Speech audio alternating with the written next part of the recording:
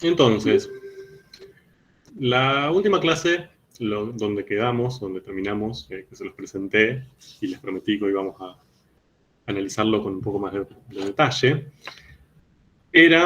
teníamos la siguiente problemática. Hasta ahora definimos, presentamos la suma de Riemann, primero desde lo intuitivo, lo hicimos con algunos ejemplos, después aumentamos un poco el grado de precisión, pusimos palabras, partición, conjuntos de puntos compatibles, integral definida. Bueno. Estuvimos trabajando un poco con eso. Llegamos a la definición de integral, que cómo se definía integral, ya que esta repasamos rápidamente. Muy rápidamente, o sea, no quiero que me lo lean, que formaba parte de la definición de la integral definida de una función en un intervalo. ¿No era el límite de cuando las particiones tendían a cero? Bien, ¿de qué? El límite de la suma de Riemann no sería Bien, cuando la norma de la partición tiende a cero. perfecto. Bien, esa sería la forma más rápida de decirlo. Bien, es el límite de las sumas de Riemann, o sea, yo primero planteo una suma de Riemann hipotética y busco el límite de esa suma de Riemann cuando la norma de la partición tiende a cero. Bien, ojo con esto, suelen decir cuando la partición tiende a cero. La partición es un conjunto de puntos, un conjunto nunca puede tender a cero. ¿De acuerdo? ¿Se acuerdan que la P, la partición, el conjunto partición, era el conjunto de puntitos que tomábamos para dividir el intervalo AB? Lo que tiende a cero es la norma de esa partición, es decir, la longitud del intervalo mayor. ¿Bien? Entonces, así definimos la integral definida, divino, ya me creyeron que eso daba un número exacto, que representaba el cambio de lo que estaba cambiando en el intervalo de integración, todo perfecto, pero el problema que nos apareció es, bueno, pero eso yo no lo sé calcular, no voy a hacer ese límite de esa sumatoria, es difícil, es bastante difícil de calcular, les diría. Durante muchos años los matemáticos en siglo XVII estuvieron dando vueltas con el cálculo de estas integrales, que no se llamaban integrales, pero no importa. Entonces, básicamente lo que nos queda ahora es llegar a una metodología para resolver esas integrales, en el caso de que se pueda, eh, sin recurrir a ese límite molesto. Entonces lo que vimos el otro día es que había ciertos casos donde eso podía ser relativamente rápido. Por ejemplo, este que le estaba mostrando, que era justo una función lineal positiva, eh, dijimos, bueno, si yo planteo la suma de Riemann en el 0,1, por ejemplo, a ver, voy a hacer otro, este ya lo hicimos, así avanzamos. En el 0,4, a ver, voy al chat. En el caso anterior da 2, la integral. Pero ahora hacemos este y lo repasamos. Vamos a hacer vamos a intentar calcular la integral definida de la función esta, de esta recta, entre 0,4. Bien. Entonces, el proceso que hicimos el otro día era al intervalo de integración, el 0,4, pensábamos una suma de Riemann hipotética, por ejemplo, en este caso, dividirlo de 0 a 2 y de 2 a 4, por ejemplo. Decíamos, bueno, yo lo que puedo tomar son valores constantes, no sé, 3,5 y, no sé, 5, qué sé yo. Horrible. Mi suma de Riemann, pero no importa, es una aproximación. Bien, entonces acá particionábamos, digamos, el intervalo en dos subintervalos, tomábamos un valor constante, 3,5 y 5, uno para cada subintervalo. Hacíamos producto de delta, en este caso vale 2, por la imagen del punto muestra, que en este caso vale 3,5, más 2 por 5, y eso nos daba una buena aproximación. Una aproximación. No sé si buena. Bien, hasta ahí lo mismo que antes. Y dijimos, bueno, si yo esto ya ahora lo planteo con el límite, es decir, no lo planteo como una suma de Riemann, sino como una integral definida, es decir, lo que hago es que la norma de esta partición tiende a cero, se incrementan al infinito la cantidad de subintervalitos. Ustedes me dijeron, bueno, esa escalerita ahora ya no va a ser algo así, no la voy a ver de esa manera, sino que si lo aumento al infinito, se va a superponer prácticamente con la recta, ¿no? O sea, se va a superponer con el segmento que va desde acá hasta acá, ¿no? Porque estoy integrando en el 0,4. Entonces, ahí yo tendría una escalerita de segmentos constantes chiquititos, muy chiquititos, que si hago zoom y lo llevo a ver, digo, no, tengo un límite, así que tendría que ir más chiquitito todavía y los hago más pequeños al punto de nunca poder llegar a ver una escalerita. O sea que, en definitiva, esa escalerita sea tan parecida como yo quiero a la gráfica de la función. Ahora, ¿eso por qué nos ayudaba? Porque cuando pensábamos esos rectangulitos que se iban formando, bien que yo tenía que hacer las aproximaciones parciales y sumarlas, esos rectangulitos iban cubriendo toda esta región, ¿no? Toda la región por debajo de esa curva, de esa recta, bien, y por encima del eje X. Entonces, en definitiva, esa suma de las aproximaciones parciales que íbamos haciendo con esos infinitos rectangulitos no era más, o la podíamos pensar, ¿sí? O sea, una interpretación que podíamos hacer desde la geometría era el área de este trapezoide. Bien, de este trapezoide que voy a marcar acá, si mi pulso me lo permite. Entonces, lo que dijimos el otro día es, bueno, por definición, fíjense que yo empecé usando la definición de integral definida, ¿eh? No empecé de una... No es que me lo saqué de la galera para llegar a esto. Empecé de la definición de integral definida, hice todo lo que hicimos antes, y cuando hice todo ese proceso de integración, bien, la partición, la elección, sumas, la aproximación parcial, la suma de todas las aproximaciones, plantear el límite, ¿verdad? Llego a que este número yo puedo plantear que es igual al área de este trapezoide. Eso mismo hicimos el otro día. ¿Y por qué ahora esto nos ayuda? Porque yo el área de este trapezoide lo puedo calcular. Sé cómo calcularlo. La geometría la conozco, creo, espero. O sea, espero que cuarto grado les haya servido y que recuerden cómo calcular el área de ese trapezoide. Entonces, puedo usar una herramienta sencilla, como es el área de dos figuras planas, para encontrar el valor de una integral definida sin calcular necesariamente ese límite de la suma de Riemann con la partición en la norma de la partición tendiendo a cero, que era difícil de hacer. Bien, entonces acá habíamos visto un montón de formas de hacerlo. Una forma que habíamos encontrado era dividirlo en esto, ¿no? En un rectangulito y un triangulito. Entonces, acá teníamos el área de este rectangulito, bien, que era base por altura, 4 por 1, 4, más el área del triángulo, bien, que era 4, base por altura sobre 2, 4 por 8 sobre 2. Bien, eso me da 16. O sea que el área de ese trapezoide es 20 y por lo tanto yo puedo analogar, puedo proponer que esta integral definida vale 20. Bien, más o menos me siguieron, fue lo mismo que hicimos el otro día, no cambió nada, pero más o menos me siguieron el proceso. Sí, profe. Sí, profe. Bien, eso lo podemos hacer muchas veces.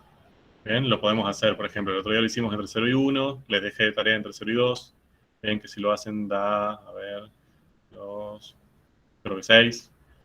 Ahora entre 0 y 4, entre 0 y 6, y así lo podemos ir haciendo en diferentes valores. De hecho, hasta podríamos hacerlo no solo entre 0 y algo, podríamos hacerlo entre 1 y 3, por ejemplo, también, ¿no? Ese sería el área bajo la curva entre 1 y 3, cambiaría el trapezoide, pero puedo hacerlo.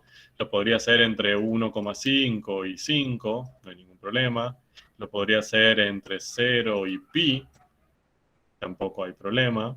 Bien, porque como tengo la ley de la función, puedo saber hasta dónde llega en altura. Bien, o sea, es una técnica que en este caso, con esta función muy conveniente, ella, la podemos usar. Bien. Entonces, fíjense que, bueno, ahora voy a plantear otra cosa en realidad. Bien, hasta ahí vamos bien, lo podemos hacer las veces que queramos. Ahora, como verán, cada vez que yo tengo que plantear una de esas integrales definidas, tengo que hacer todo ese proceso. ¿Sí? Ya, si estoy vago al 100%. ¿No? Sí.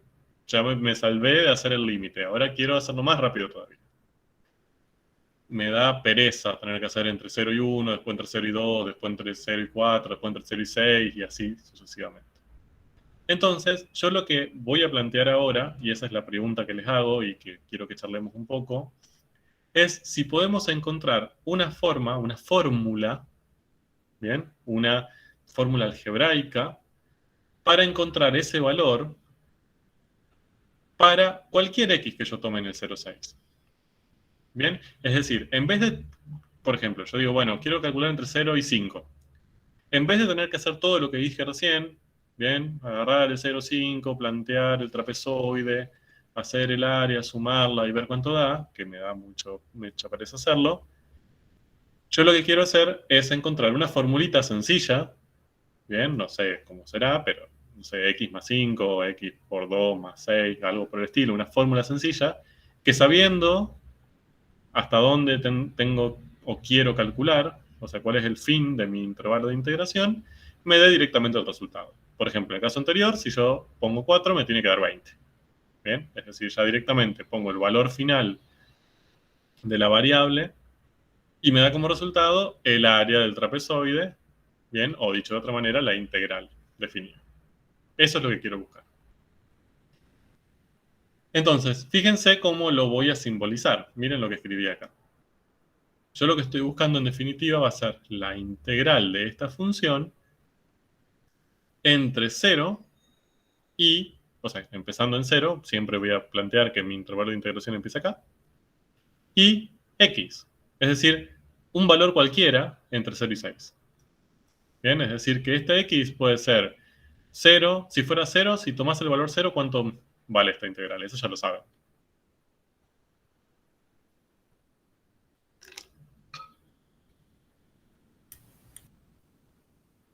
Cero. 0. ¿Por qué? ¿Cómo lo justifican? Así repasamos, ya que está, les voy repasando clase a clase. ¿No es porque cuando los dos extremos de integración eran iguales, la integral valía cero? Bien, ¿y eso qué es?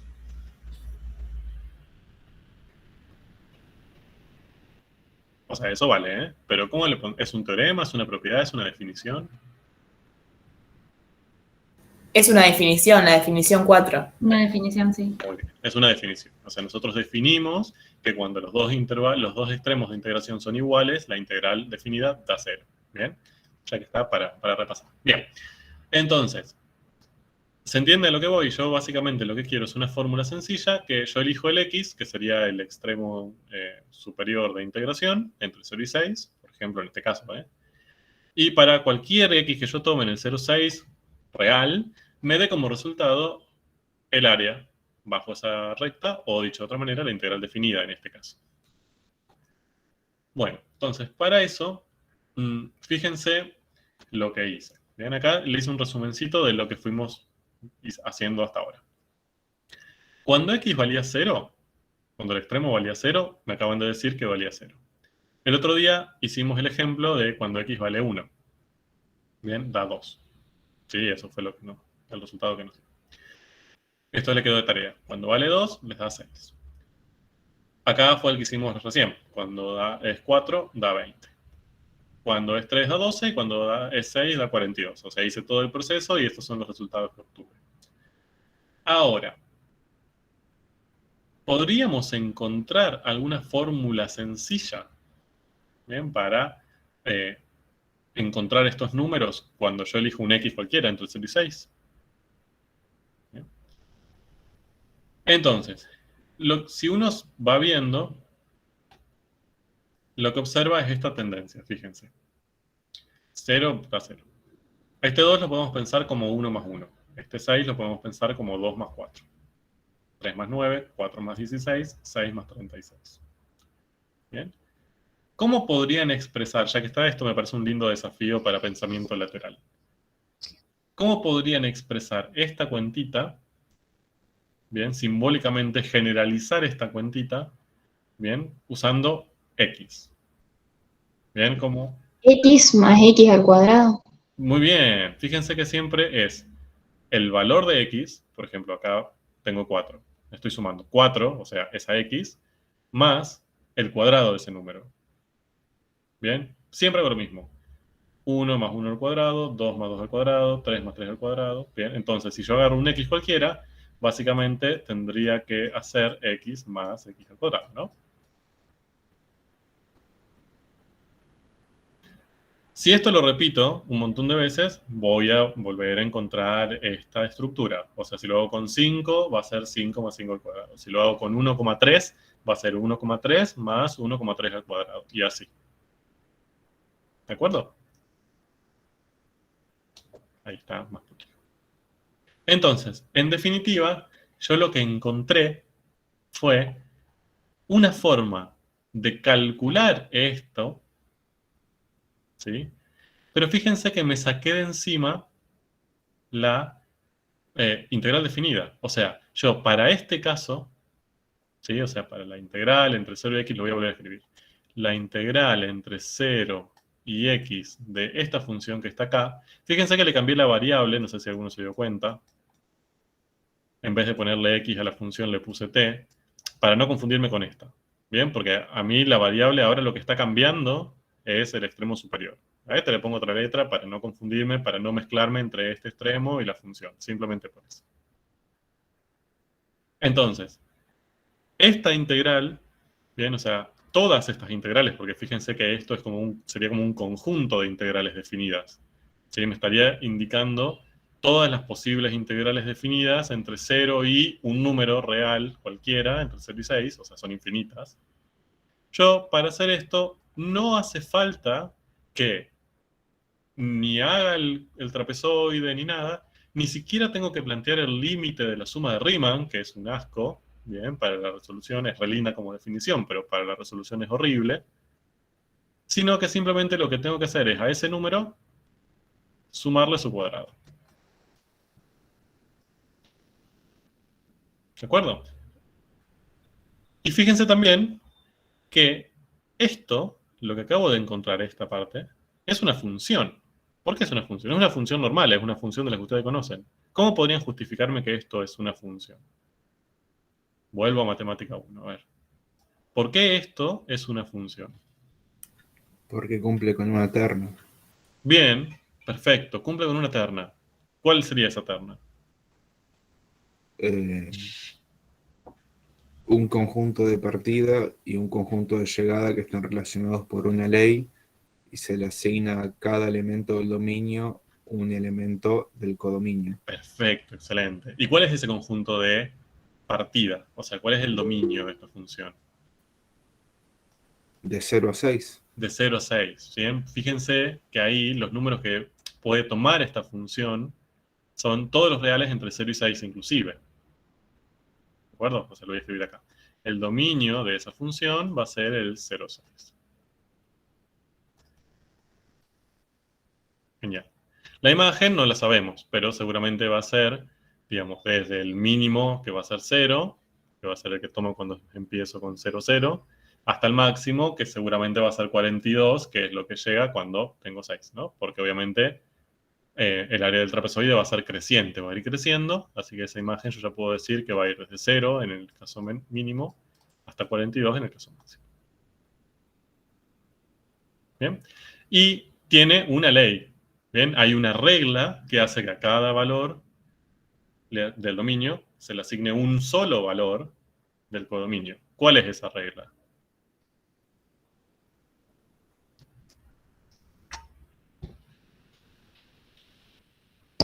X más X a la 2. Bien, pues la podemos pensar como esta, que es la que encontramos, o como esta. Fíjense que ambas representan lo mismo, me están queriendo decir lo mismo. ¿Bien? Me están diciendo, bueno, a cada X resolvé toda esta cuenta y asignarle el resultado. O a cada X resolvé esta cuenta y asignar el resultado. Va a ser lo mismo. Bien, son dos formas alternativas de dar la ley de la misma función. ¿Por qué va a ser la misma función? Porque va a tener el mismo dominio, porque va a tener la misma imagen y porque va a relacionar cada uno de los valores de esto con el mismo valor de imagen. Bien, entonces fíjense que acá lo que yo acabo de plantear es una función. Ahora, ¿esta función es f? O sea, f es la recta, ¿no? esta función que yo acabo de definir, que tiene su terna, todo, ¿es la misma función f, que es esta recta que tengo acá, 2t más 1? No. No. Están relacionadas, pero no son iguales, ¿no? No es la misma función. Es como que yo a esta función, esta recta, le encontré otra función que está relacionada con ella, que es la que viene dada por esta ley, o por esta, la que quieran. Bien, entonces encontré como una función extra, o una función distinta, pero que por algún motivo yo la puedo relacionar con mi función f. Bien, o sea, esto es parecido a lo que nos pasó con las derivadas. ¿Se acuerdan que cuando ustedes estudiaron derivadas, aparecía una función y ustedes a esa función le podían asignar otra función distinta, que era la función derivada? Pues ustedes decían, bueno, si mi función es x al cubo, yo a esa x al cubo la puedo relacionar con otra función distinta, que le voy a poner f', que es 3x cuadrado, ¿bien? Que es otra función de un tipo distinto. Una es un polinomio de grado 3, otra es un polinomio de grado 2. Pero las relaciono entre sí porque una es la derivada de la otra. Bien, acá pasa algo parecido. Yo empiezo trabajando con la función 2t más 1 y encuentro que la puedo relacionar con esta función x más x cuadrado, bien, que me sirve porque me da la información de las integrales definidas entre 0 y x. Bien, más o menos me siguen, esa es la idea. A estas funciones que no se llaman, no es esta f, le vamos a llamar, en general, es una propuesta, le vamos a llamar, y te voy a cambiar de color, f mayúscula. ¿Alguien se desmayó de la sorpresa? No, disculpe, Sí, nada, tranqui. se me cayó el cargador. Ningún problema. Entonces, fíjense que acá apareció una nueva función, otra, no es la misma que con la que estábamos trabajando. Es otra función relacionada con la que estamos trabajando, salió de ahí. Obviamente, si yo cambio esta función, no me va a dar igual, bien va a ser otra. Pero va a ser una función relacionada con esa que nos permite calcular estas integrales definidas de forma recontra remil fácil. Fíjense que conociendo esta f sota, bien, relacionada con esta f cita, yo voy a poder calcular esas integrales definidas sin pasar por el límite. ¿De acuerdo? O sea, no necesito pasar por el límite de la suma de Riemann, de eso ya no tengo que hacerlo, ni siquiera pensarlo directamente. ¿Bien? Ahí lo tienen escrito. Esta f sota tiene un nombre. Se llama función integral y la vamos a definir. Bien, entonces, si nosotros conocemos una función f integrable en un cierto... ¿Qué significaba que sea integrable? ¿Se acuerdan? Integrable en AB.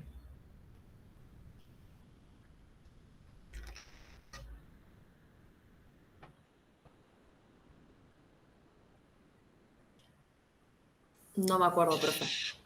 La gráfica no presente, o sea, que presente salto, no sería. Más o menos, pero eso no es la definición. Eso es cómo nos damos cuenta de que es integrable. Pero, ¿qué es que sea integrable? ¿Qué significa que sea integrable en un intervalo AB?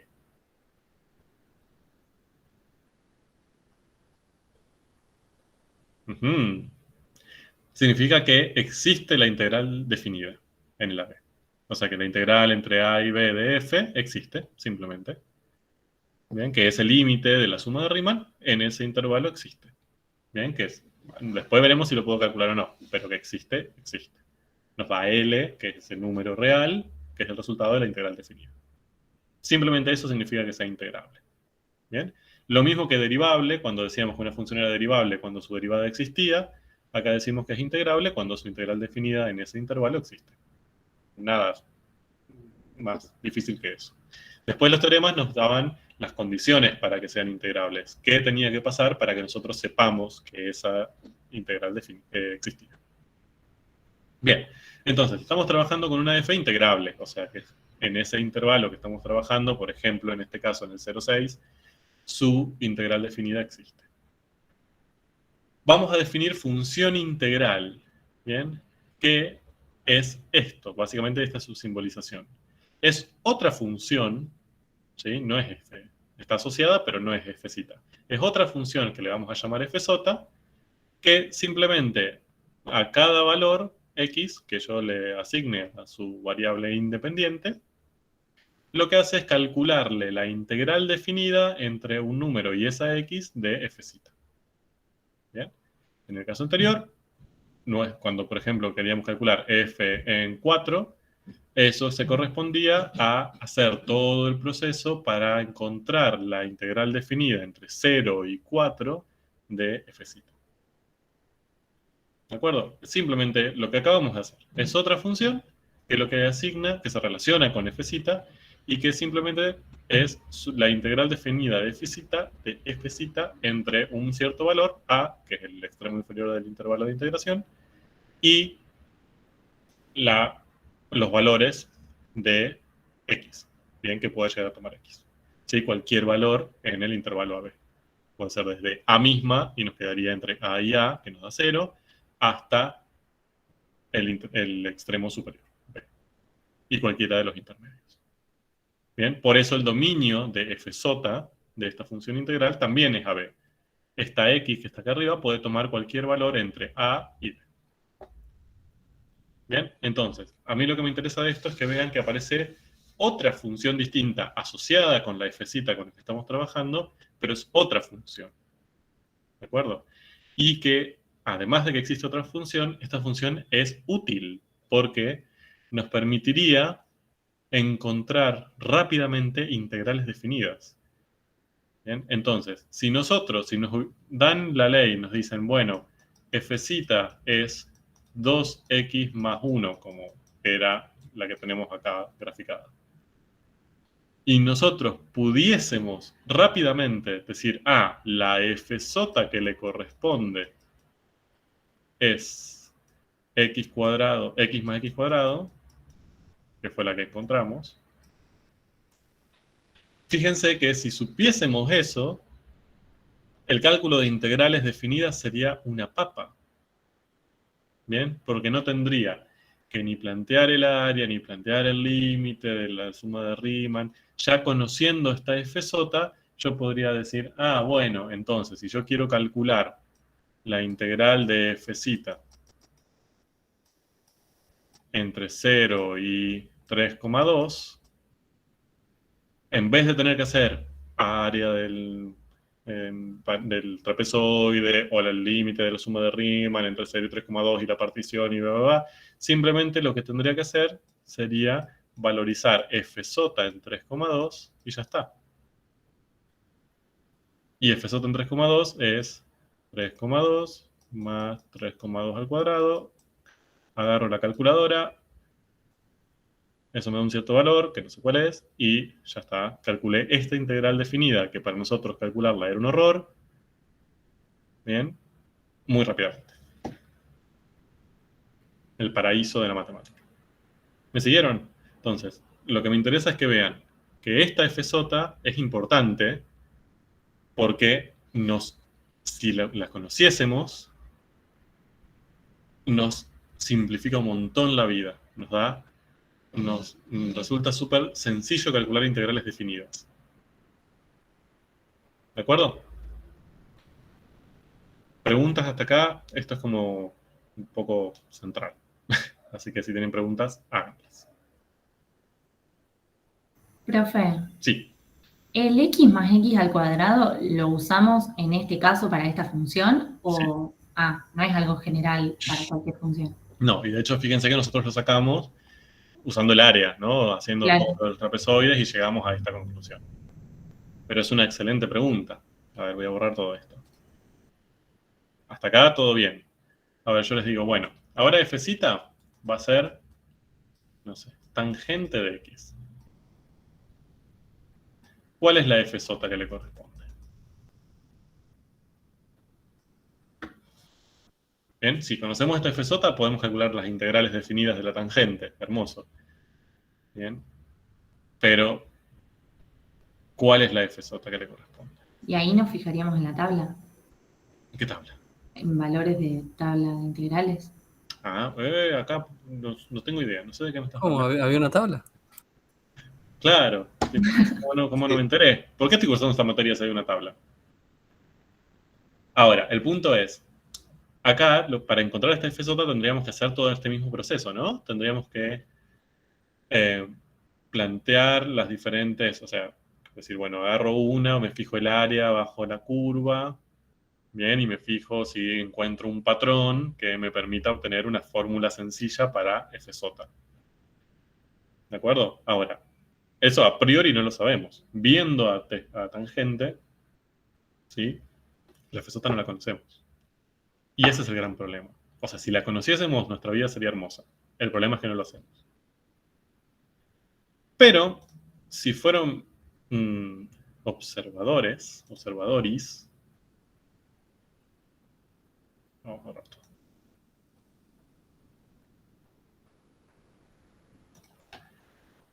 Habrán notado algo. Miren esto. La FZ con la que estábamos trabajando recién era 2x más 1. La FZ que encontramos haciendo todo este proceso de integración y usando la geometría fue esta, ¿no? Profe, ¿está bien Es decir la que la deriva- F chiquita es la derivada de la F grande? Sí. Bueno, increíble. Esto es lo que quería a ver si lo habían notado. Yo lo había dicho, yo lo había visto antes, pero tenía miedo de pifiarla mucho mezclando derivadas e integrales. Pero no, tranqui. Igual, mi objetivo van a ver en estas próximas clases, es mezclar y hacer un hermoso sancocho de derivadas e integrales. ¿Bien? Pero vamos paso a paso. Ustedes lo que vieron es que, efectivamente, justo FZ es la derivada de FZ, ¿no? Es decir, si yo esta FZ la derivo, hago derivada de x cuadrado más x, me da 2x más 1. Entonces, ahora, ¿esto es siempre sí o es una casualidad? Porque ustedes no me pueden decir, listo, entonces busco las FZ, que son las funciones cuya derivada es la FZ que yo tengo. O sea, si yo estoy trabajando con una FZ desconocida, por ejemplo, tangente, como dijimos recién, yo lo que tendría que hacer sería buscar una FZ que si yo la derivo me da tangente, ¿no? Como acá, que si yo derivo esto me da esto. Derivo. Entonces yo tendría que buscar una función cuya derivada sea la tangente.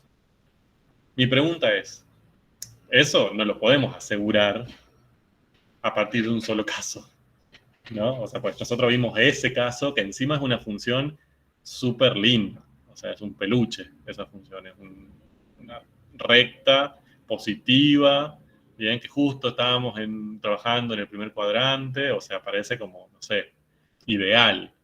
La tangente lejos está de ser ideal, ¿no? Me imagino que en su mente que odian las trigonométricas, una tangente es casi una pesadilla. Entonces, ¿vale también eso? Yo, acá, si encuentro una función cuya derivada es la tangente, ¿la puedo usar como FZ?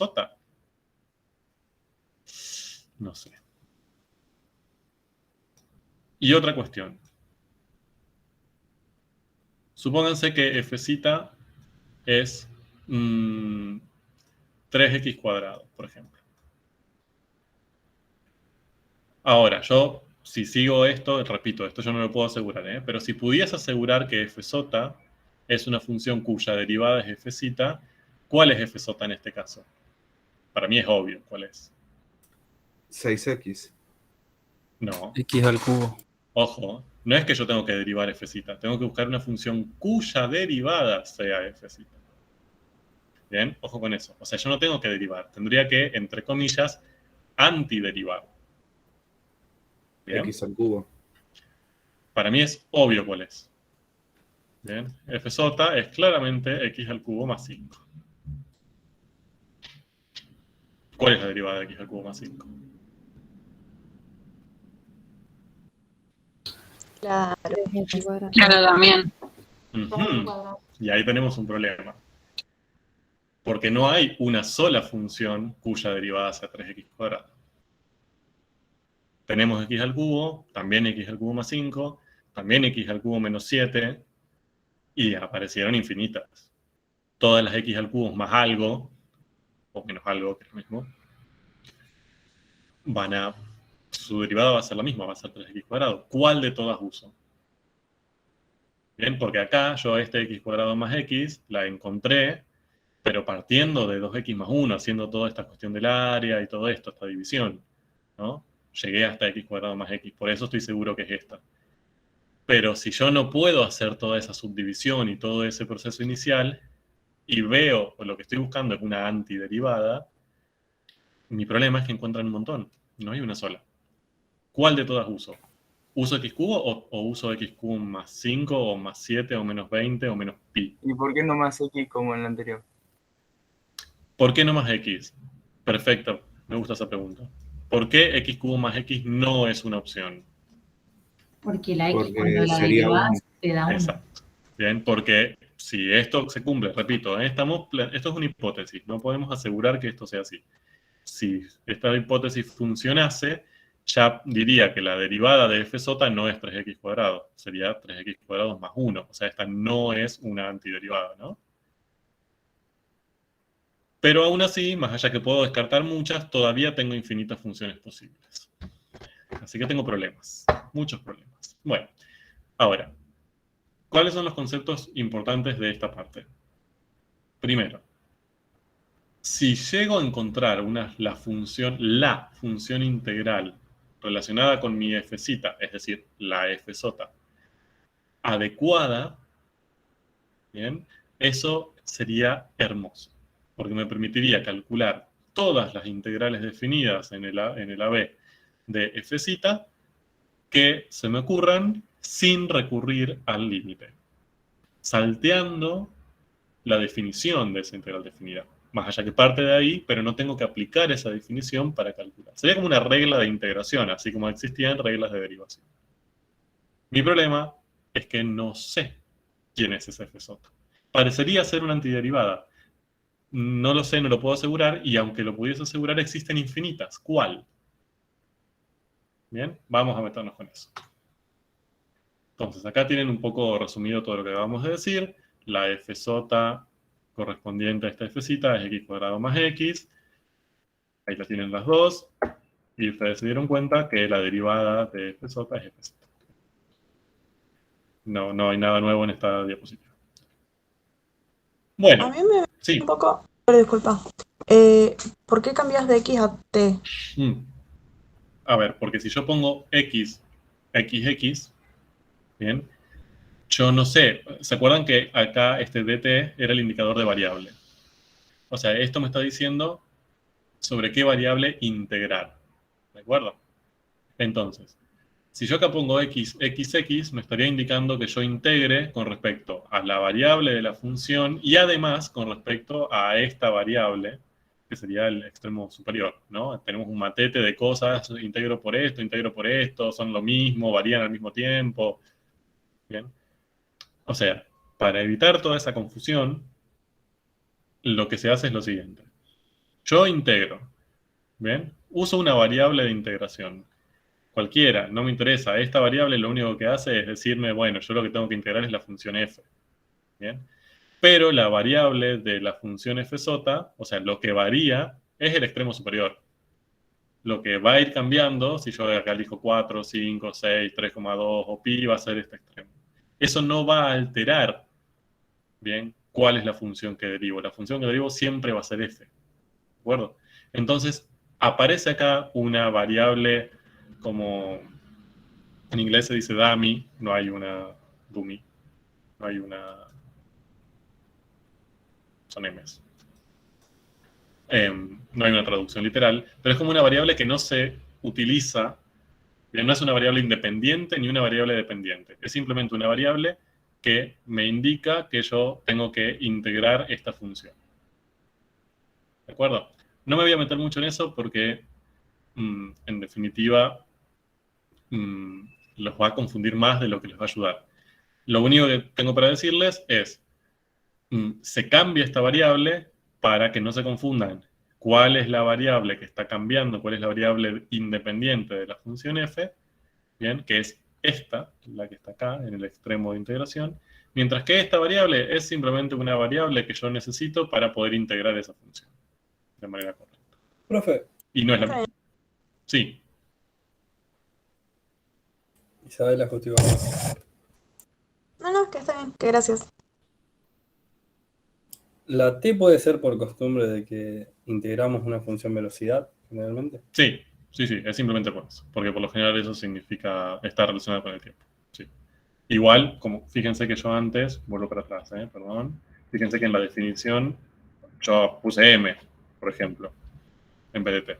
Es lo mismo. Lo importante, a ver, acá en lo central, es que ustedes identifiquen que la variable independiente de f sota está acá. Y esta es otra. Punto. Bien, pongan la letra que quieran. La única letra que no pueden poner es X, en definitiva.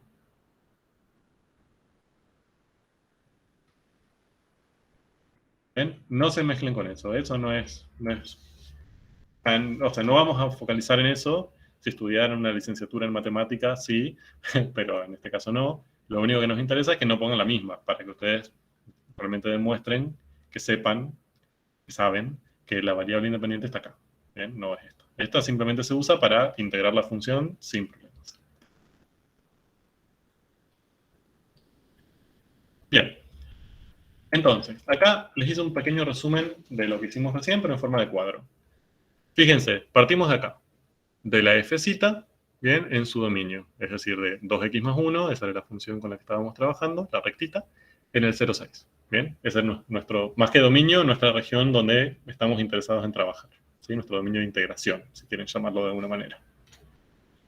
Entonces, dijimos, bueno, para resolver integrales definidas, lo que nos interesa es conocer esta f sota, ¿sí? Sería la función integral, ahora lo podemos nombrar con propiedad, es la función integral, es una de las funciones integrales relacionadas con f cita, ¿sí?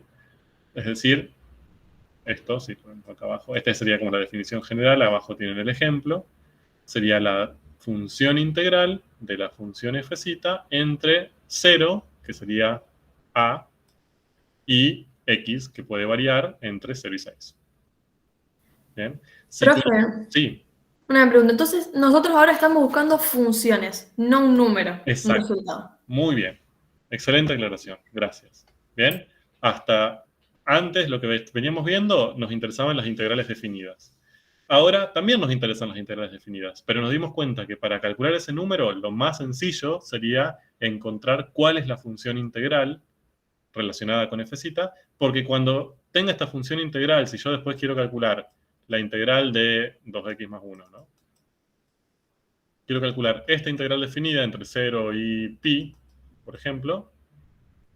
En vez de plantear el límite y todo eso que vimos en las clases anteriores, directamente lo que hago es calcular f en pi y ya está.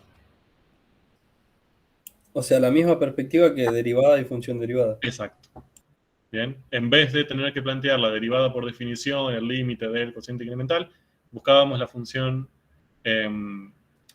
derivada, desplazábamos, encontrábamos el número y ya está. Lo mismo estamos haciendo ahora. Tenemos que encontrar esta función que nos permita hacer eso, que es esta f sota, ¿no? La función integral. Muy bien. O sea, ahí habría que hacer la antiderivada de 2x más 1. No sabemos. Eso pasó en este caso. Quiero que quede claro esto para que no se confunda. En este caso, vimos que queríamos encontrar esta f sota. Nosotros recurrimos, ¿bien? Esta flecha fue todo el coso que hicimos, miren qué linda palabra que usé, todo el coso que hicimos geométrico. ¿Bien?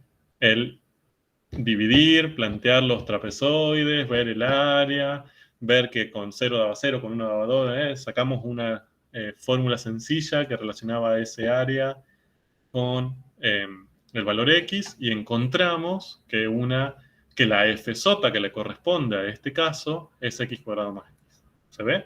O sea, esta flechita, o sea, el encontrar esta forma, en forma sencilla, esta ley, lo hicimos por la geometría. Porque nuestra función era una recta y nos daba trapezoides cuya área conocíamos fácilmente. Entonces encontramos esta f sota, para este caso, x cuadrado más x, Y nos dimos cuenta que esta fj justo en este caso era una antiderivada de fz, es decir, una función que si derivábamos no daba fz. Bien, entonces volvimos para acá. Lo que yo le estaba planteando ahora es... Bien, bueno, perdón, avancé. Entonces, fz es una antiderivada de fz. Esa antiderivada, más allá que lo van a encontrar con antiderivada en algunos libros, tiene una definición formal. No se mareen con esto, no es una definición compleja. A veces se vuelven locos con esta definición, pero es muy sencilla. Así como f es la derivada de fz, es la derivada de fz, fz es la antiderivada de fz, o lo mismo, es la primitiva de fz. Es una primitiva de fz. ¿De acuerdo? Entonces, voy a hacer un ejemplo con esto porque yo sé que los marea.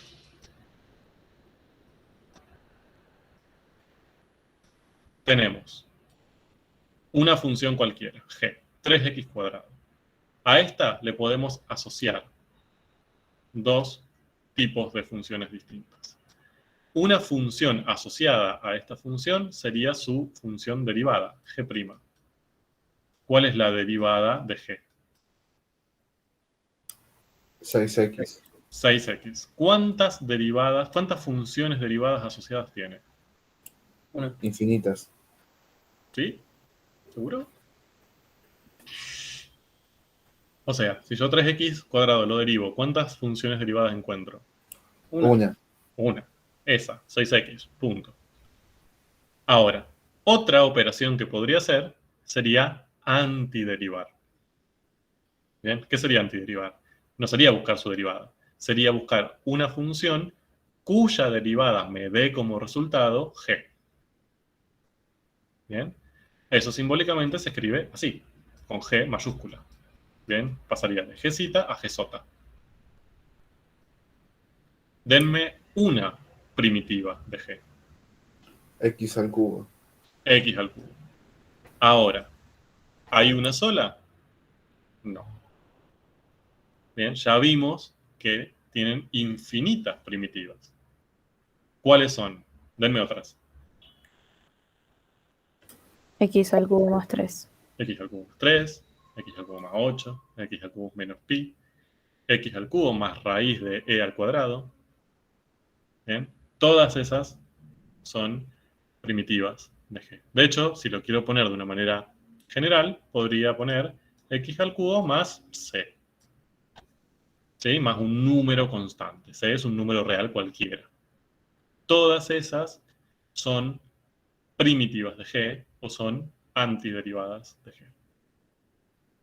¿De acuerdo? Por eso, fíjense que acá les dice, fz es la derivada de f, o sea, es de fz. Si yo derivo fz, obtengo fz. O si lo leo al revés, fz es una, bien, es una primitiva de fz. Una de las infinitas. Bien, acá estamos. Entonces, hasta acá vamos bien.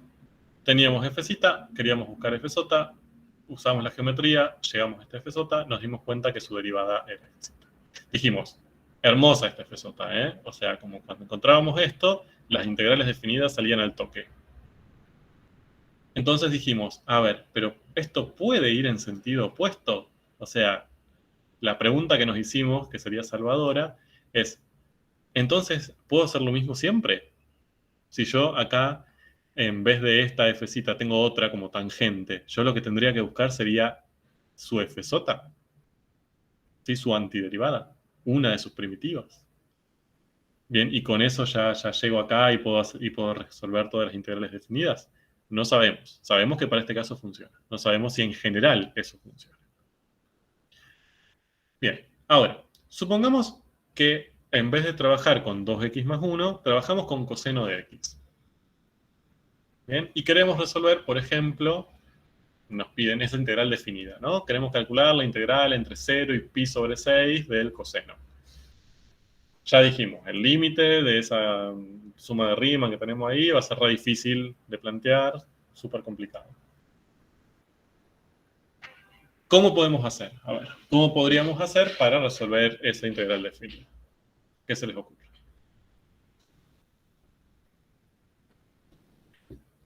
Buscar una función que cuando la derive me dé coseno de x. Bien, ahora, eso sí vale lo que dijimos antes, que era una hipótesis.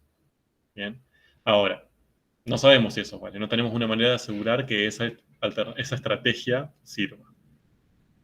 Bien, pero sí, sería una posibilidad si tuviésemos esa certeza. Ahora, antes, con la recta, nosotros no empezamos así. ¿Cómo empezamos? Buscando el área. Buscando el área, ¿no? Porque justo era positiva, dijimos, si hacíamos la partición y la norma de la partición tendiendo a 0, lo que quedaba era el área bajo la curva, ¿no? Entre x, entre el eje x y la curva. En este caso sería, si hacemos eso, sería dividir entre 0 y pi sobre 6, hacer la partición, hacer la función escalera, bien, hacer que la norma de la partición tienda a 0, entonces esta escalera se juntaría todo lo que yo quisiera a la gráfica de la función, y en definitiva, lo que tendría que calcular sería el área de esta región que tengo. ¿No? ¿Cuánto vale? ¿Cuánto mide ese área? Se complica con la curva. Se complica con la curva. Y ahí tenemos un problema grave. Porque No la sé. otra... Sí, perdón. Perdón, no se puede cortar en dos el área, o sea, la gráfica no se puede cortar en dos, me queda un rectángulo y un triángulo rectángulo arriba. No. Bueno, a ver, si lo hago así, por ejemplo, este rectángulo, todo bien, ¿no? No hay ningún problema. Pero esto no es un triángulo. Tiene dos lados rectos, pero tiene esta cosa que no sabemos. Ustedes me pueden decir, ah, bueno, le saco el triangulito. Ok, pero me falta el área de esta parte. ¿Se entiende? Nunca tenemos la geometría básica, la que ustedes aprendieron en la primaria, no sabe, o sea, no les permite calcular área de regiones con fronteras curvas. Bien, que no sean rectas, eso, que no sean segmentos de recta. La única posibilidad es cuando tienen circunferencias. El área del círculo sí lo saben calcular, o de un sector, eso sí lo podrían hacer. Pero acá no tenemos justo ese tipo de curvas. Entonces, ¿cómo saco el área acá? ¿Qué estrategia tengo para sacar el área desde la geometría?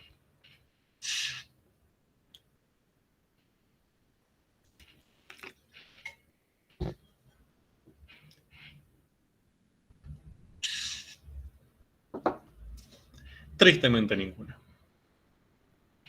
Bien, o sea, ahora la geometría que antes me ayudó, que me permitió obtener y encontrar la f sota en el caso anterior, bien, que llegamos a esa x más x cuadrado usando la geometría, ahora no me sirve.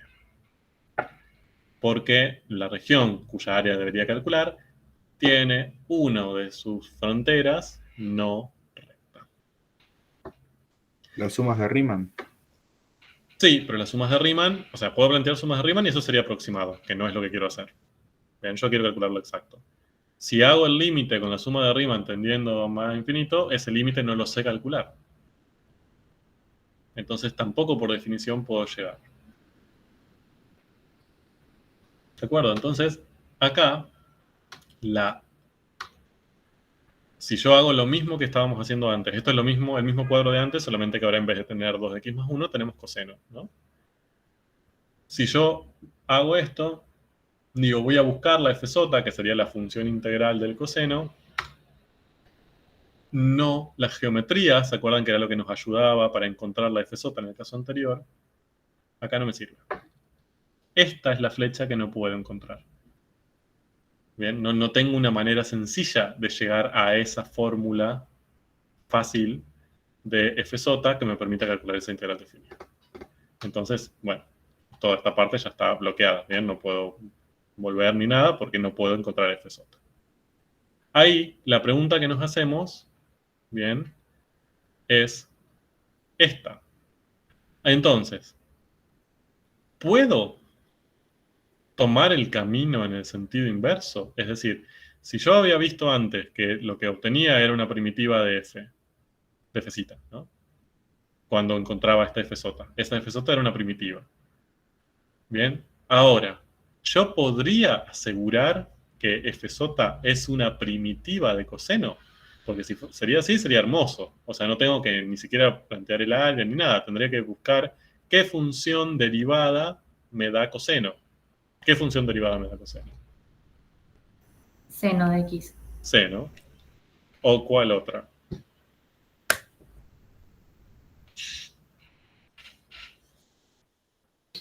Seno de X más. Cualquier constante. Muy bien. O sea, no tenemos una. Ahí tenemos infinitas, ¿no? Todas las que sean seno de X más algo, le dan coseno. Pero bueno, ya ahí restringo un poco mis posibilidades. ¿Bien? Ahora, lo que yo quiero que vean acá es que yo no sé si eso lo puedo hacer. Me sirvió para el caso anterior, que era un caso particular. Yo tendría que ver si sirve siempre esa posibilidad. Es decir, buscar una primitiva para usarla como fsota. Bien. Entonces, vamos a definir primero primitiva. ¿Bien? Esa es la definición, no tiene mucho que decir. Dada una función fcita, definida en un cierto intervalo cerrado, una función fsota le vamos a decir primitiva de esa fcita. Si, solo si, al derivar fsota, obtengo fcita. Bien, o dicho de otra manera, fcita es el resultado de derivar su primitiva. ¿De acuerdo? Definición sencilla, no tiene nada de raro. Entonces, ustedes me dijeron, bueno, una primitiva de fcita, una posible fsota, es seno de x. Pero también puede ser seno de x más 5, puede ser seno de x menos 8, en definitiva puede ser cualquier función del estilo seno de x más k. Entonces, ¿cuántas primitivas tiene el coseno? Infinitas. Infinitas. Bien. Ok, entonces, hasta acá vamos, ¿me siguen? Yo sé que es un poco trabalengua, es una historia un poco molesta de contar, pero ¿van siguiendo cuál es el sentido de lo que estamos haciendo? ¿Por qué nos interesa saber quién es esa maldita fsota que se nos escapa? Sí, profe. Sí, profe. Ok. Vamos a hacer un paréntesis, pero es un paréntesis que necesitamos. Antes de seguir con esta historia y de contarles el final, ya que esta les genera un poco de suspenso, bien, probablemente el final se lo cuenta el lunes, pero no importa.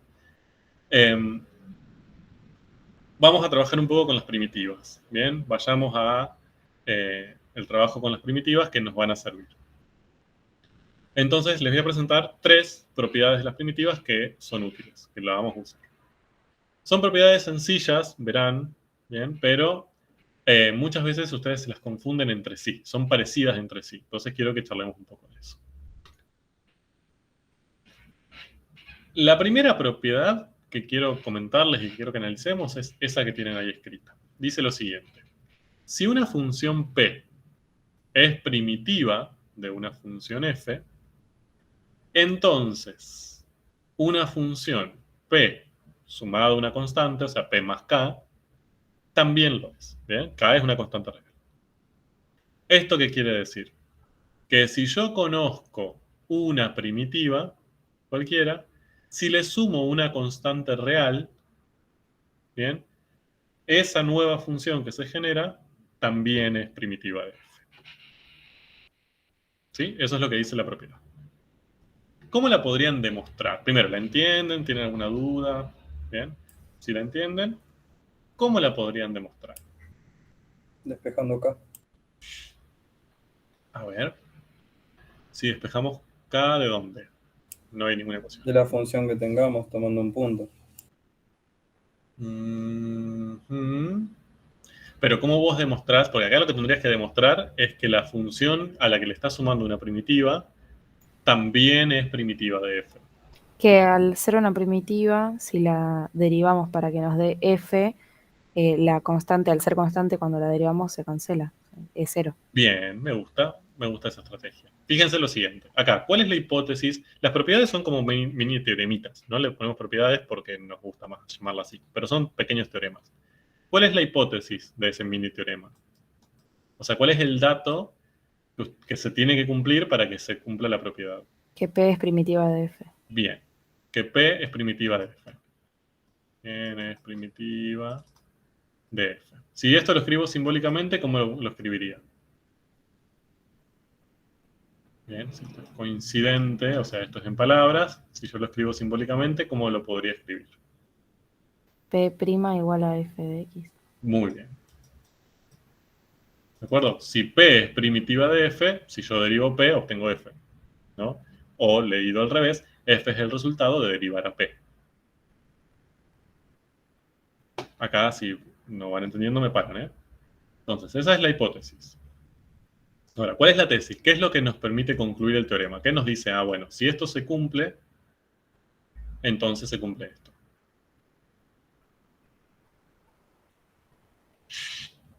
Que P más una constante también es una primitiva de F. Bien, ¿qué otra función distinta? Bien, pero que es P más K, sería esta primitiva más una constante, también es primitiva de F. Eso es lo que nos asegura el teorema. Bien, simbólicamente, que si yo derivo P más K, obtengo F, ¿no? Entonces, si yo tengo que demostrar esta propiedad o este teorema, lo mismo, lo que tendría que hacer es llegar a la conclusión de que esta igualdad vale, usando, en todo caso, operaciones válidas desde la matemática, desde el álgebra, desde el cálculo, y este dato, la hipótesis, ¿no? Que es un dato que me lo da porque yo lo voy a tener que usar.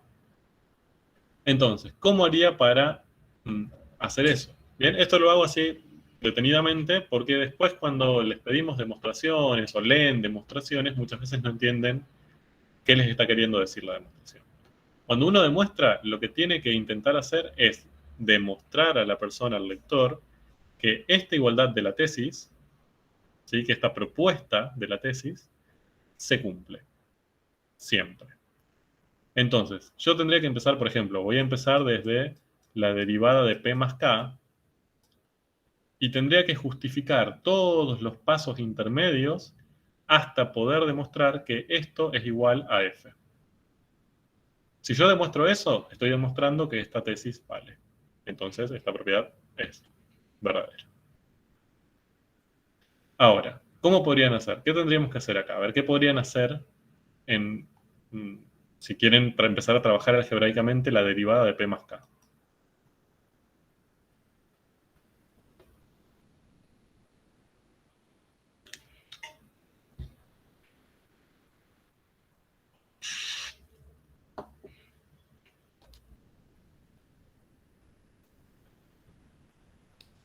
Derivar P y derivar K por separado. Bien, muy bien. ¿Qué aplicaron ahí?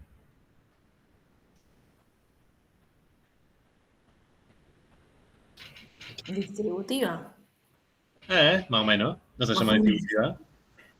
Bien, pero Es sería... la derivada de La la suma no era. Bien, es una propiedad de las derivadas esta, la que acabamos de aplicar. ¿Sí? Ustedes sabían que la derivada de una suma la podían pensar como la suma de una derivada, de las dos derivadas, ¿no? De los sumandos. Entonces, si alguien les pide que justifiquen esta igual, ustedes dicen, esto yo sé que vale porque es una propiedad de las derivadas. Bien. Lo vimos en matemática 1. ¿Qué más? Bueno, ¿ahora qué hacemos? Y bueno, si K es una constante, ya sabemos que va a dar 0. Bien, o sea, yo ya sé que esta parte, ¿sí? La derivada de K, me va a dar 0, ¿no? O sea que esto es lo mismo que P'. Esto, ¿cómo justificarían este paso? Ahí, si alguien les dice, ¿y esto igual cómo sabes? Bueno, por lo que me acaban de decir, ¿no? Es también una propiedad de las derivadas de las constantes siempre dan 0. ¿Y cómo justificarían este igual que acabo de poner? Estoy molesto, ¿eh? Estoy simplemente como matemático molesto, pero porque creo que esto les sirve también para aprender a justificar.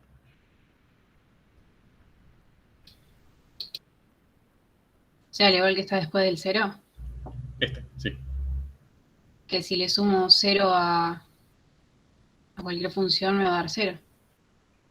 No sé, te va a dar la misma función. Perdón, me va a dar la misma función. Perfecto. Que esto es lo que en algún momento habrán escuchado como que es un sumando nulo, ¿bien? O el término o el elemento nulo de la suma, ¿no? Que es cualquier cosa. Si le sumamos 0, nos da lo mismo. Bien, y ahora llegué, ya está, ya terminó mi demostración.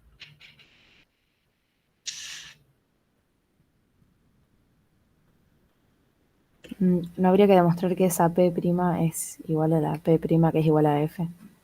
Perfecto. O sea, lo que tenemos que demostrar, fíjense que la igualdad que nosotros teníamos que conseguir, teníamos que empezar de acá, de P más K derivada, y teníamos que llegar a que eso es igual a F. Entonces, no voy a terminar hasta que no llegue a F. Ahora, ¿yo puedo poner que P' es igual a F?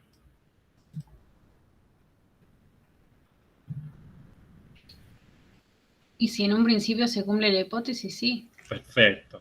¿De acuerdo? Entonces, acá, esta igualdad, si alguien nos dice, bueno, pero ¿cómo sabes eso? ¿Cómo sabes que si derivas P obtenés F? Porque es un dato.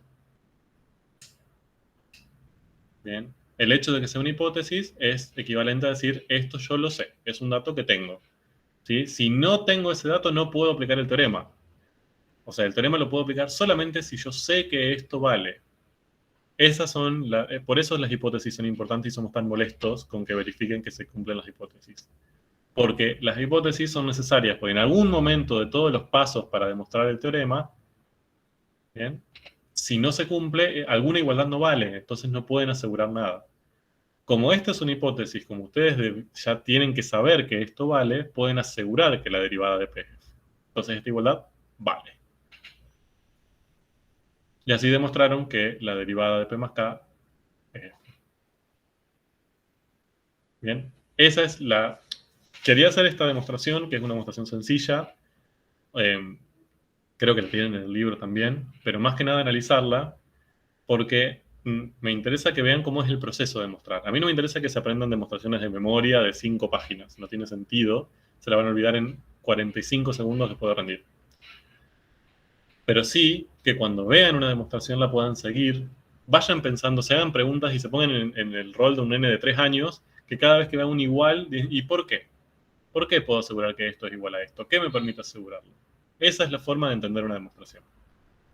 Bien, saber en cada igualdad qué es lo que les permite asegurar que lo que está de un lado tiene que ser igual al otro.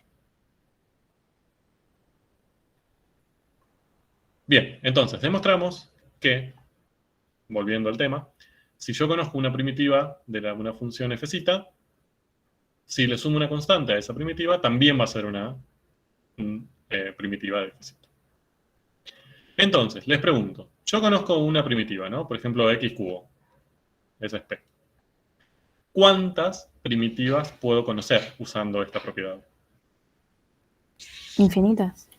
Infinitas, ¿de acuerdo? Todas las que sean x cubo más algo, más un número real, mejor dicho, van a ser primitivas. Así que conozco infinitas. ¿Las conozco todas?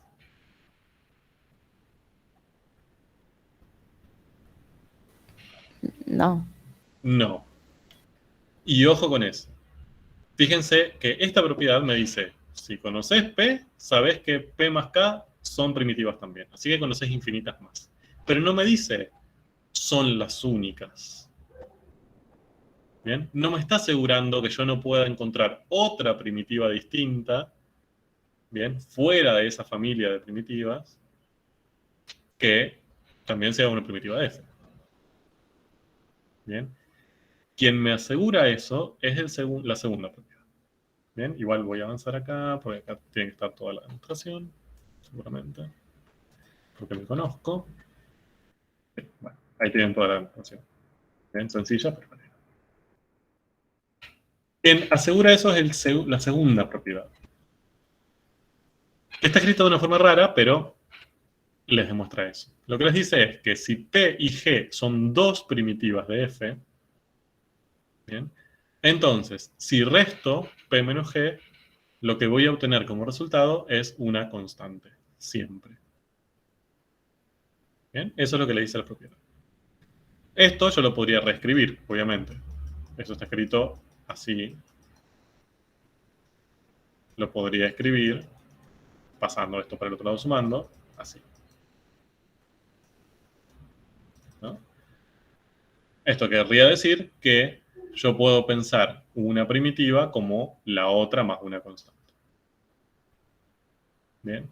Ahora, fíjense que esto está escrito de una manera distinta. Lo que les está diciendo acá es que si P y G son primitivas, entonces cumplen esto. ¿De acuerdo? Y se los asegura. Si dos funciones son primitivas, entonces yo puedo pensar a una como la otra más una constante. Sí o sí. No hay otra posibilidad. Entonces, ahí sí les está asegurando de que no existe otra posibilidad para encontrar primitivas que no sea sumarle una constante. Bien, les está asegurando que todas esas infinitas primitivas que encontraron usando la propiedad 1 son todas las primitivas. Bien, son infinitas y además todas. Les está diciendo no van a existir más que esas. Bien, ¿por qué? Porque si son primitivas, si yo las resto me da una constante. No me puede dar otra cosa que no sea una constante. ¿Bien? ¿Es un sí, solo sí, entonces? Más o Sería. menos. Bien, o sea, no está escrito en formato de sí, solo sí. Lo que me interesa es que vean que el primero les permite asegurar que hay infinitas y que todas son una primitiva más una constante, y que el segundo lo que dice no es lo mismo. Lo que le está diciendo el segundo es que eso pasa y además que esas son todas. Bien, con eso, con que se queden con eso yo soy feliz. Bien. Entonces, acá lo que tienen es la demostración. Y no me voy a detener mucho en eso. Empezamos con las hipótesis. Las hipótesis son que P y G son primitivas, o sea que la derivada de P es F, y que la derivada de G también es F, porque son dos primitivas de F'. Y lo que tenemos que demostrar, la tesis del teorema es esta, ¿no? Que la resta entre ellas nos da K. Así que, básicamente, yo lo que voy a empezar es con la resta, ¿sí? De P menos G. Derivo la resta. Si derivo la resta entre ellas dos, puedo hacer por propiedades de la derivación derivada de P menos derivada de G. ¿Bien? La derivada de P yo ya la conozco, es F. ¿Por qué? Porque por hipótesis conozco que P es una primitiva de F. Entonces la derivada de P me da F. Y lo mismo pasa con la derivada de G. ¿Bien? Ambas me dan F, pero yo estoy restando. Entonces me quedaría F menos F, que esto me da 0. Entonces, lo que acabo de demostrar acá es que si yo derivo la resta de P y G, siempre, para todo X, me va a dar 0. Entonces, si la derivada... Acá lo que yo tengo es una función, ¿no? Una función que le vamos a llamar, no sé, gatito. Bueno, mi gatito está un poco triste, no importa. Si mi gatito triste yo lo derivo, me da 0. Entonces, necesariamente mi gatito triste, ¿qué es? Si sé que su derivada me da 0. Una constante. Una constante. ¿De acuerdo? Entonces, como yo primero demostré que restando P y G y derivando me da 0, eso es lo mismo que decir, es equivalente a decir que P menos G es una constante. ¿Bien? Que es lo que yo necesitaba demostrar.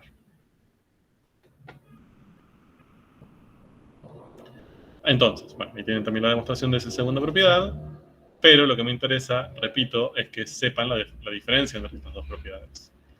¿Bien? Que la primera me dice si conozco una primitiva, entonces conozco infinitas, y la segunda me dice todas esas infinitas que encontraste son todas, no hay más que esas. Bien.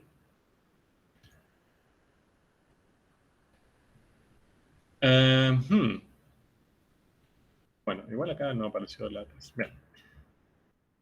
Apareció en orden incorrecto, no importa. No miren el lado derecho. Vamos con la tercera.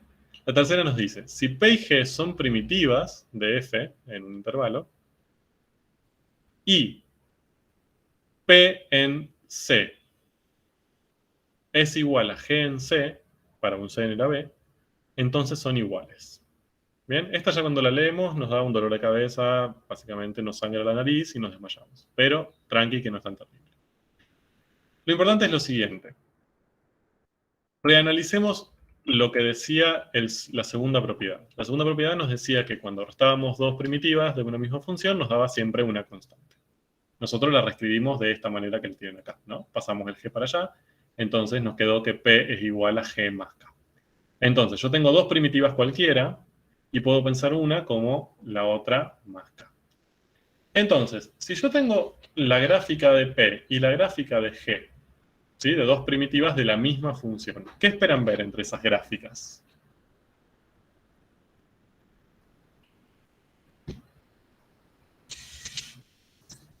¿Ven? Les cambié el tono de la pregunta. Hasta ahí veníamos trabajando con cálculo, con leyes, con cosas. Ahora voy al lenguaje gráfico. Yo grafico P y grafico G, que son dos primitivas de la misma función. Es decir, si derivo P y derivo G, obtengo la misma función.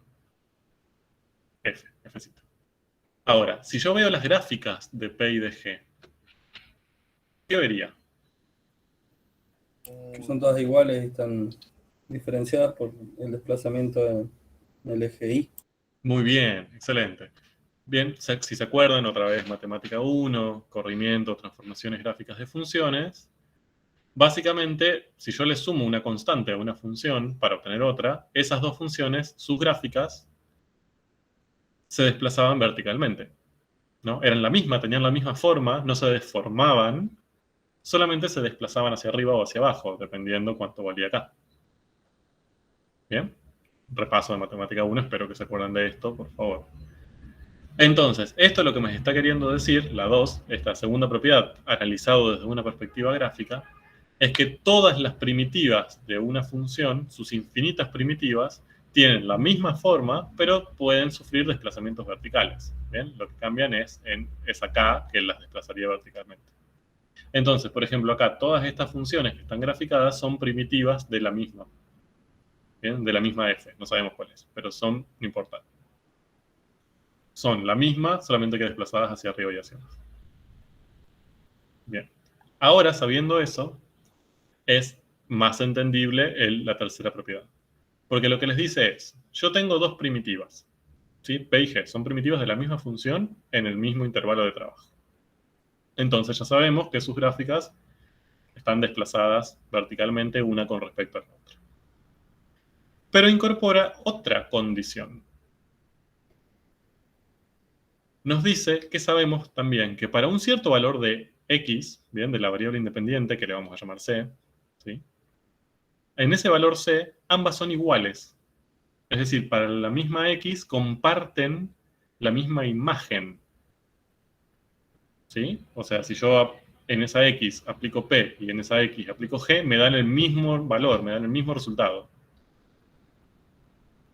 Fíjense que si las primitivas tienen desplazamientos verticales, la única manera que para un mismo x, por ejemplo 2, la imagen que obtenga sea la misma, por ejemplo 1, en este caso, es que esta segunda primitiva sea coincidente con esta. O sea, la tengo que bajar hasta ahí, y si bajo esa función hasta ahí, coinciden todos los puntos.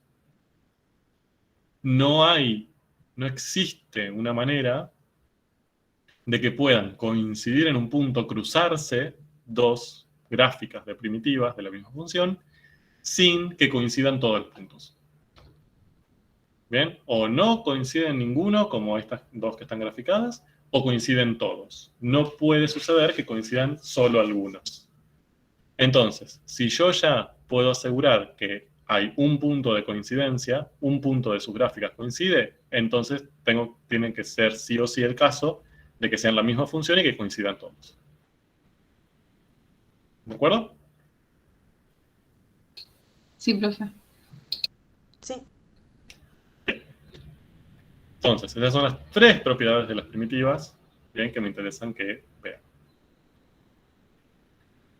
Bueno, vuelvo acá, ya terminamos, tranqui. Es el fin de esta historia, el fin de esta novela y este culebrón, lo veremos el lunes. Pero, para hacer un breve repaso. Y para dejarlos un poco con la intriga.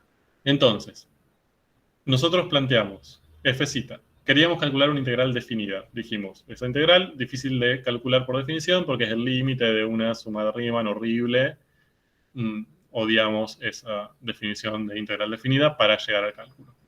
En un caso sencillo, que fue una recta, encontramos que podíamos encontrar esas integrales definidas definiendo la función integral, que sería básicamente una función que me da el resultado de las infinitas integrales definidas que puedo plantear entre 0 y cualquier número en el intervalo que estoy trabajando de esa función.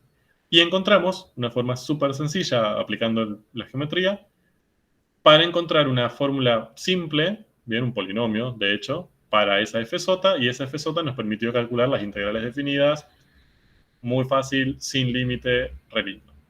Excelente. Ahora, cuando en vez de usar una recta pasamos a otra función, coseno, eso se nos cortó. Ya la geometría no nos ayudaba, porque las figuras que tienen alguna frontera curva, no podíamos usar la geometría para calcular el área. Listo, esta fz no la pudimos encontrar sencillamente. Ahora, cuando hicimos el caso anterior, vimos que esa fz cumplía ser una primitiva de fz. Entonces nos preguntamos, ¿eso pasa siempre? ¿Siempre va a ser una primitiva de fz de fz? Y más aún, ¿cuál? Porque ahora sabemos que tiene infinitas. ¿Cuál de todas es la que necesito? ¿Cuál de todas es la que tengo que buscar, bien, y tengo que usar para calcular, o sea, que va a ser mi integral definida, perdón, mi función integral, y por lo tanto la puedo usar para calcular mi integral definida? La resolución de esta gran historia de amor se verá el próximo lunes, cuando lleguemos a las herramientas que nos permite asegurar fehacientemente, bien, que ya se los spoileo, ya ustedes lo deben saber, o sea, lo deben imaginar, que esto sí vale en este sentido. Bien, que fz siempre es una primitiva de fz. Bien, ahora, eso lo tenemos que demostrar. Bien, decir, bueno, por esto yo puedo asegurar que siempre va a ser una primitiva. Y además, encontrar una manera de hallar cuál es, de todas las primitivas, cuál es la que necesito. ¿Cuál es la que me sirve? Bien, eso lo veremos en el próximo capítulo. Bien, preguntas, dudas hasta acá. ¿Me siguieron? Yo sé que es un poco molesto, vamos de atrás para adelante, pero más o menos me siguieron. Sí, más o menos. Sí,